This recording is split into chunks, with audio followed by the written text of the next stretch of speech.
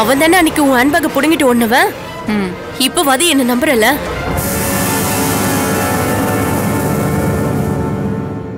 சரி பாத்துக்கிறேன்.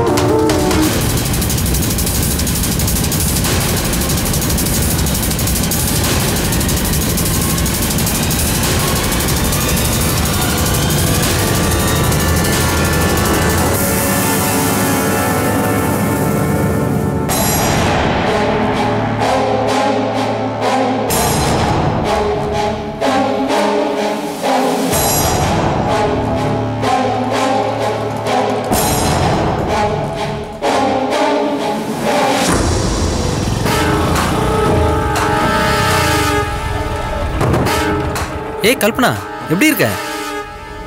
என்ன கல்பனா இப்படி பேரஞ்ச மாதிரி இருக்க? சரி சரி, எனக்கு அர்ஜென்ட் ஒர்க் இருக்கு. ஈவினிங் நான் உனக்கு கால் பண்றேன். ஓகே?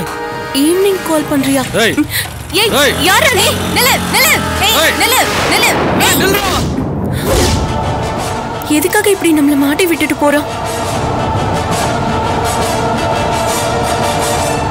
என்ன எங்களை ஏமாத்த பாக்குறியா?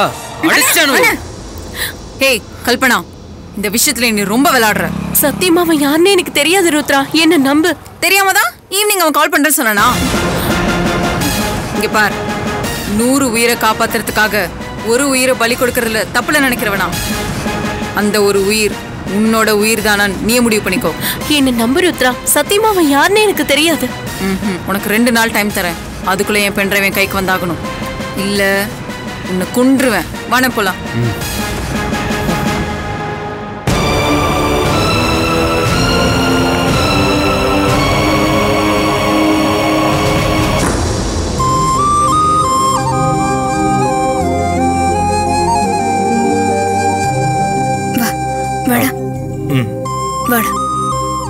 உண்மையிலேயே இது பெரிய லக்கு தான். டாக்டர் நம்ம ஹாஸ்பிட்டலுக்கு வர்றது நமக்கெல்லாம் பெருமை தான். நீங்க சொல்றது உண்மைதான்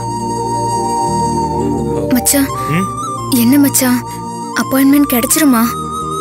இவங்க எல்லாம் பேசுறத பார்த்தா அவர் ரொம்ப பிஸியான ஆள் மாதிரி தெரியுது. அப்பாயின்மெண்ட் கிடைச்சிரும்ல? கிடைச்சிருங்கிற நம்பிக்கை எனக்கு இருக்கு பூமிகா. பாப்போம் என்ன சொல்றாருன்னு. என்ன ஆனாலும் பரவாயில்ல, எப்படியாவது மிஸ் பண்ணாம இந்த அப்பாயின்மெண்ட்டை வாங்கிடலாம்.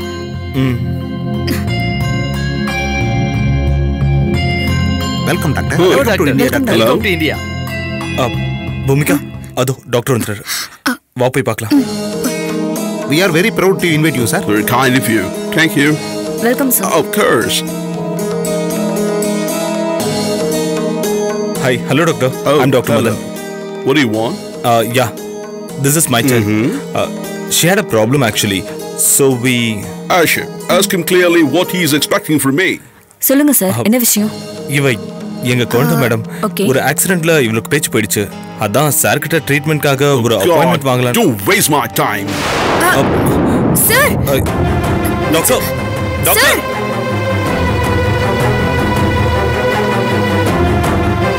Doctor. Doctor. Doctor. Doctor. Doctor. என்ன மச்சான் இது? ஒரு 2 வார்த்தை கூட பேச மாட்டேங்கிறாரு. என்ன தெரியலையே. மச்சான் அங்க madam madam madam madam. Yes madam. என்ன மேடம் இது? எங்களுக்கு ஒரு பிரச்சனை வந்திருக்கும், ஒரு வார்த்தை கூட கேட்காம போறாரு. சார், நீங்க நினைக்கிற மாதிரி அவர் சாதாரண டாக்டர் கிடையாது. இங்க நின்னு பேசுற அந்த 2 நிமிஷத்தை கூட வேஸ்ட் ஆக்க கூடாதுன்னு நினைக்கிறவர் அவரு. இங்க பாருங்க மேடம், அவருக்கு எவ்வளவு பணம் வேணாலும் நாங்க செலவு பண்ண தயாரா தான் இருக்கோம். நீங்க அவரை பத்தி தப்பா புரிஞ்சிட்டு இருக்கீங்க. அவர் பணத்துக்காக வேலை பார்க்கிற டாக்டர் கிடையாது. அவருக்கு பிடிச்சிருந்தா ஓகே சொல்வாரு. இந்த உலகத்திலேயே யாருக்கும் அவ்வளவு ஈஸியா அப்பாயின்மெண்ட் கொடுத்துட மாட்டாரு. ரொம்ப செலக்டிவான டாக்டர். மேடம் ப்ளீஸ் நீங்க அவருக்கு கொஞ்சம் எடுத்து சொல்லி கொஞ்சம் ரெக்கமெண்ட் பண்ணுங்க மேடம். இல்ல சார், நான் சொன்னா அவர் கேட்கவே மாட்டாரு. நான் இந்தியால மட்டும்தான் அவருக்கு செக்ரட்டரி. என்னால அவர்கிட்ட லிமிட்டா தான் பேச முடியும். மேடம், ஒரு பொண்ணா ஒரு தாயா நான் சொல்றத புரிஞ்சுக்கோங்க. எல்லா குழந்தைங்க மாதிரி என் பொண்ணும் என்ன அம்மானு கூப்பிடுறத நான் கேட்கணும். என் குழந்தைக்கு பேச்சு வராம போச்சுன்னா அவ இந்த சமுதாயத்துல எப்படி வாழ்வா சொல்லுங்க? அவளோட திறமையை எப்படி உலகத்துக்கு காட்ட முடியும்? ப்ளீஸ். நீங்க சொல்றது எனக்கு புரியுது மேடம். ஆனா டாக்டர் சார், பிரச்சனை என்ன ஏதுன்னு நின்னு கேட்க கூட பொறுமை இல்லாம போறாரு. அவரை எப்படி கன்வின்ஸ் பண்றதுன்னு எனக்கே தெரியல. சரி மேடம், இங்க பாருங்க, அவரு கொஞ்சம் டென்ஷன் இல்லாம நல்ல மூட்ல இருக்கும்போது நீங்க கொஞ்சம் எடுத்து சொல்லி ஒரு அப்பாயின்மெண்ட். நோ வே, அவர் எப்பவுமே ஒர்க் மூட்ல தான் இருப்பாரு. மேடம் ஒரு நிமிஷம், அப்போ இதுக்கு வேற வழியே இல்லையா? I'm sorry madam. Madam please.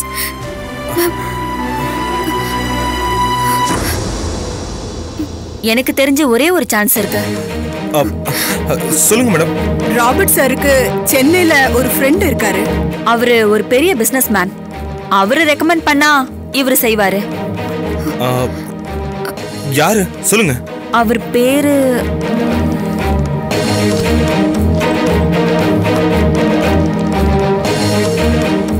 இந்தாங்க. இவர் பேர் சுதாகர். டாக்டருக்கு ரொம்ப க்ளோஸ் ஃப்ரெண்டு. இவரு மனசு வச்சா முடியும். ட்ரை பண்ணி பாருங்க. Thank you so much. Thank you so much. Thank you so much.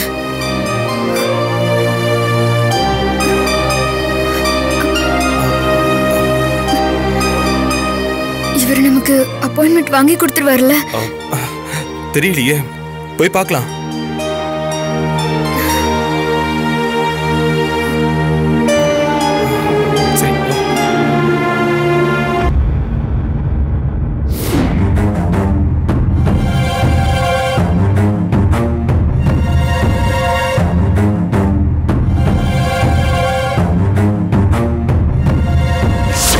புருஷன் அவனே உன் கழுத்தை புடிச்சு வெளிய தள்ளி இனிமே என் மூஞ்சிலேயே முடிக்காதுன்னு சொல்லுவான்.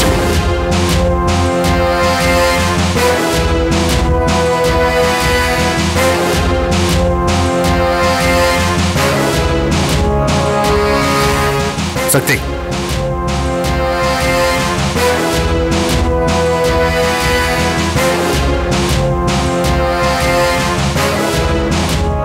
எங்க போயிட்டு வர? கோயிலுக்கு போயிட்டு வர. காலையில உங்களுக்கு சொல்லிட்டு தானே போனேன். எதுக்கு போன? என்ன ஷரத் கேள்வி இது? எல்லாரும் எதுக்கு கோவிலுக்கு போவாங்க? சாமி கும்பிடதா? எதுக்கு? நீங்க பண்ற தப்புக்கெல்லாம் அந்த கடவுள் கிட்ட பாவ மன்னிப்பு கேட்டு வேண்டிட்டு வந்தீங்களா? கீர்த்தி, நான் கேட்டதுக்கு பதில் மட்டும் சொல்லுங்க. என்ன சொல்ற? என்னங்க, நான் கோயிலுக்கு தானே போயிட்டு வந்தேன். என் அண்ணன் நல்லா இருக்கணும்னு வேண்டிக்கிட்டீங்களா? இல்ல நீங்க நல்லவங்களா நடிக்கிறது எங்களுக்கு தெரிஞ்சிட கூடாதுன்னு வேண்டிக்கிட்டீங்களா?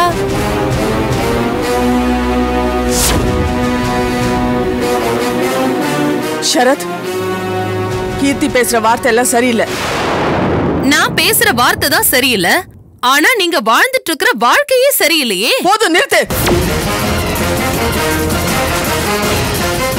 நானும் பார்த்துட்டே இருக்கேன், ரொம்ப ஓவரா பேசிட்டே போற. அப்படி என்ன நான் தப்பான வாழ்க்கை வாழ்ந்துட்டு இருக்கேன்? எதுக்கு சத்தம் போடுறீங்க? பண்ற தப்பெல்லாம் பண்ணிட்டு இப்ப ஒண்ணும் தெரியாத மாதிரி வேஷம் போடுறீங்களா? கீர்த்தி, இங்க யாரு வேஷம் போடுறாங்கன்னு எனக்கும் தெரியும். என் விஷயத்துல நீ தலையிடாத. அது எப்படி தலையிடாம இருக்க முடியும்? என் அண்ணனோட வாழ்க்கை சீரழியறத என்னால பார்த்துட்டு சும்மா இருக்க முடியாது. இப்போ புரியுது கீர்த்தி. நேத்தி நைட் நீ என்கிட்ட சொன்ன மாதிரி ஷரத் என்ன வீட்டை விட்டு வெளில அனுப்ப பிளான் பண்றியா? பிளானா? அண்ணா பாத்தி அண்ணா, எப்படி பச்சை பச்சையா போய் சொல்றாங்கன்னு. நான் எதுக்காக அந்த மாதிரி பிளான் பண்ணணும்? அதை விட முக்கியமான விஷயம், நேத்து நைட்டு நான் இவங்கள பார்க்கவே இல்லைனா. என்ன நீ கோயிலுக்கு போயிட்டு வரும்போது அர்ச்சனாவை மீட் பண்ணிட்டு வரீங்களா?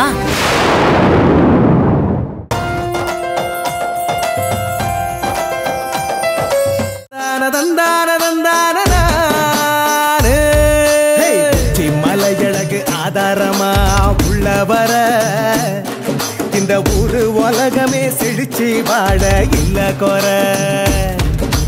பச்சை செடி கொடிக பழகி பேசி அள்ளி தர. நாங்க கைய ஏந்தி தான் பொழைக்க மாட்டோம் போகும் வர.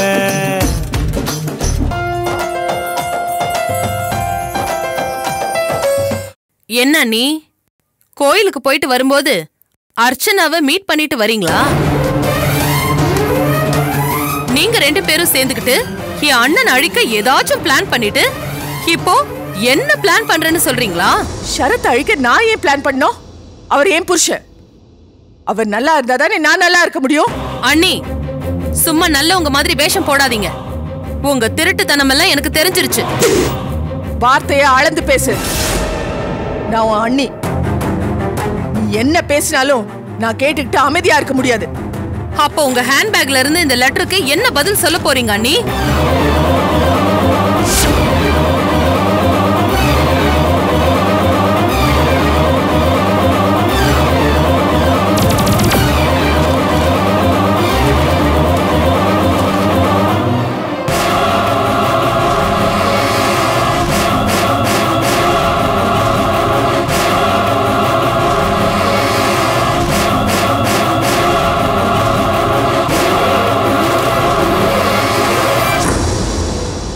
இது அவினாஷ் எழுதின லெட்டர். அதத்தான் நானும் கேக்குறேன். யார் அந்த அவினாஷ்? என் ஃப்ரெண்ட். ஃப்ரெண்டனா? பாய் ஃப்ரெண்டா?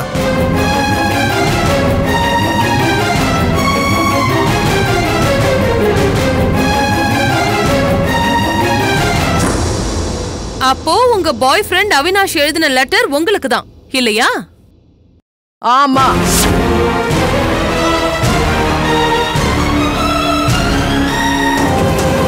இப்படி ஒரு லெட்டர் உங்களுக்கு அவன் எழுதியிருக்கானா அதுக்கு என்ன அர்த்தம்? நீ என்ன அர்த்தம்னு நினைக்கிற? அத ஏன் வாயால வேற சொல்லணுமா? கீர்த்தி, இத பாருங்க. சும்மா எல்லார் முன்னாடி சவுண்டா கத்துனா நீங்க நல்லவங்களா ஆயிட மாட்டீங்க. இந்த லெட்டர் நீங்க தப்பானவங்க தான் காட்டி கொடுத்துருச்சு.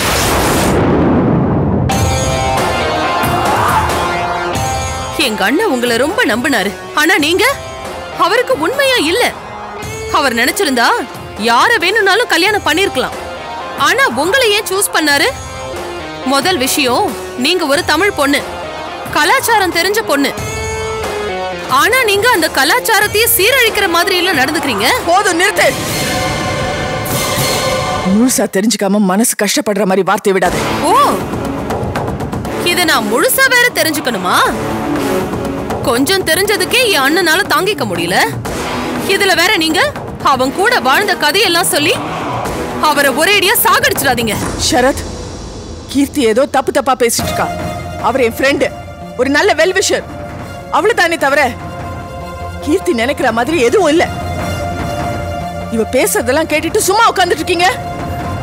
நீங்க என்ன வேணும்னாலும் சொல்லுங்க. ஆனா இதுக்கப்புறம் நாங்க யாரும் உங்களை நம்புறதுக்கு தயாரா இல்ல. எப்ப இந்த லெட்டர் உங்களுக்கு தான் வந்துச்சுன்னு கன்ஃபார்ம் ஆயிடுச்சோ அப்பவே அந்த செகண்டே என் அண்ணன் மனசுல இருந்து நீங்க வெளியே போயிட்டீங்க. சரத், இவ்வளவு நடந்ததுக்கு அப்புறமும் இந்த வீட்டுல நீ இருக்கிறது நியாயம் உனக்கு படுதா?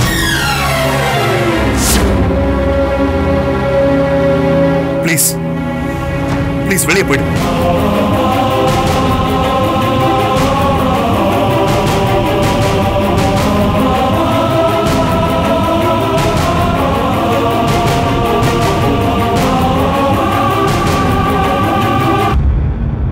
நீங்களா போறீங்களா இல்ல நான் உங்க கழுத்தை பிடிச்சு வெளியே தள்ளட்டுமா?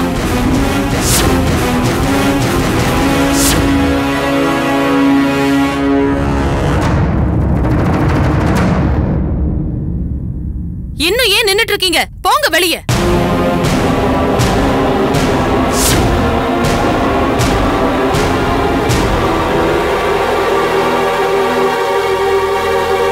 சக்தி மேடம், சக்தி மேடம்.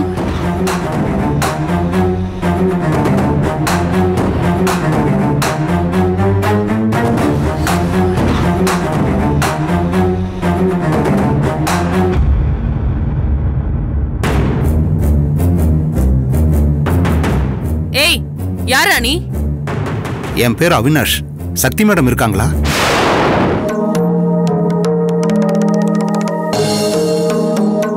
சக்தி மேடம் இங்கதான் இருக்காங்க. வாங்க அவினாஷ்.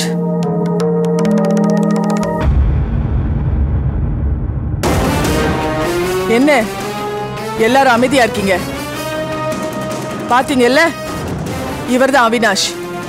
இது அவரோட வைஃப். சக்தி மேடம், என்ன மேடம், ஏதாவது பிரச்சனையா madam?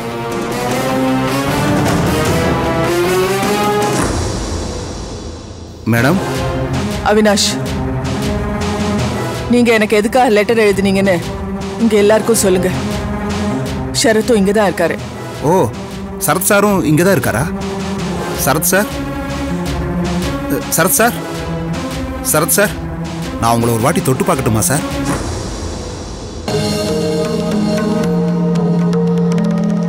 Sarath sir, sir, Sarath sir, Sarath sir, Sarath sir, இங்கதான் இருக்கேன். சரத் சார்,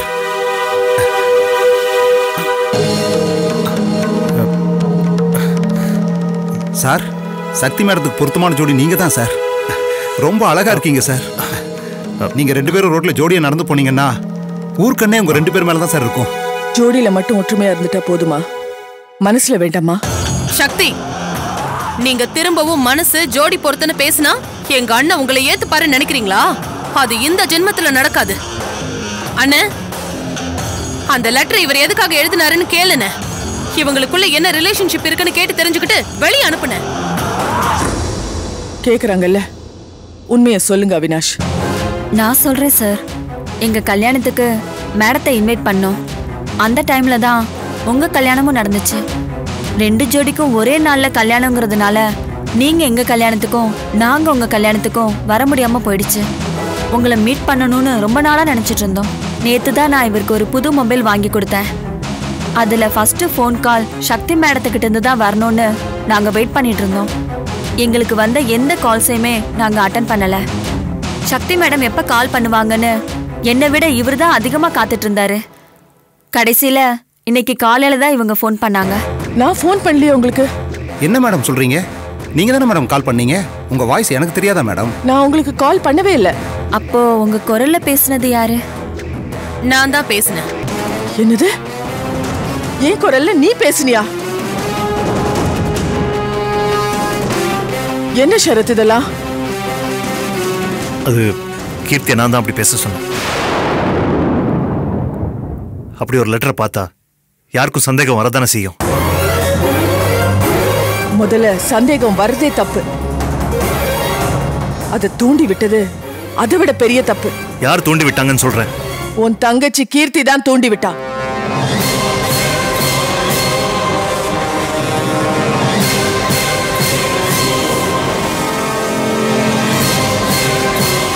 அர்ச்சனா, நீ எப்ப வந்த? நான் வந்தது இருக்கட்டும், நீ ஏன் சக்தி இப்படி ஆயிட்ட? உனக்கு என்ன ஆச்சு? என்ன பொறுமையா இருக்காதுன்னு சொல்லிட்டு நீ ஏன் இவ்வளவு பொறுமையா எல்லாத்தையும் பொறுத்துட்டு இருக்க? இவ இந்த ஆட்டம் ஆடி இருக்கா, நீ எதுவும் பேசாம சகிச்சுட்டு உட்காந்துட்டு இருக்க. நான் என்ன பண்ண முடியும் அர்ச்சனா? கீர்த்தி தான் எல்லா பிரச்சனைக்கும் காரணம்னு ஆதாரத்தோட நிரூபிச்சா கூட ஷரத் நம்ப தயாரா இல்ல. ஒருத்தரை நம்பலாம், ஆனா இந்த அளவுக்கு கண்மூடித்தனமா நம்ப கூடாது. அர்ச்சனா, நீ என்ன கொலை பண்ண ட்ரை பண்ணிட்டு ஏதோ நல்லவ மாதிரி வந்து இப்ப பேசிட்டு இருக்க. அக்காவை தங்கச்சி சேர்ந்து டிராமா பண்ணிட்டு இருக்கீங்களா? டிராமா பண்ணறது நாங்க இல்ல ஷரத், உன் தங்கச்சி தான். என்ன? ஏன் தங்கச்சியா? என்ன என்ன உளற நீ? நீங்க அவ சொல்லறத நம்பிட்டு இருக்கிற வரைக்கும் இந்த பிரச்சனை ஓயாது. விஸ்வரூபம் எடுத்துட்டே தான் இருக்கும். Stop this nonsense. முதல்ல எதுக்காக என்ன கொலை பண்ண ட்ரை பண்ண அத சொல்லு. உங்களை கொல்ல பிளான் பண்ணதுல இருந்து ரெஸ்டாரண்ட்டுக்கு ஆளை அனுப்பி மிரட்டின வரைக்கும் எல்லாத்துக்கும் காரணம் நான் இல்ல, கீர்த்தி தான். ஏய், என்ன புதுசா ஒரு கதை சொல்ற? நீ என்ன சொன்னாலும் என் அண்ணன் நம்பிடுவாருன்னு நினைக்கிறியா? அவருக்கு உண்மை எது பொய் எதுன்னு பிரிச்சு பார்க்க தெரியும். வேண்டாம் கீர்த்தி, நீ பண்ண தப்புக்கான ஆதாரத்தை ஒண்ணு ஒண்ணா வெளியில சொன்னா நீதான் அவமானப்படுவ. தப்பு பண்ணாதான மனசு குறுகுறுக்கும். நான் தான் எந்த தப்பும் பண்ணலையே. அப்படியா? அது ஆதாரத்தோட நிரூபிக்கவா? நிரூபி பார்க்கலாம். அம்மா,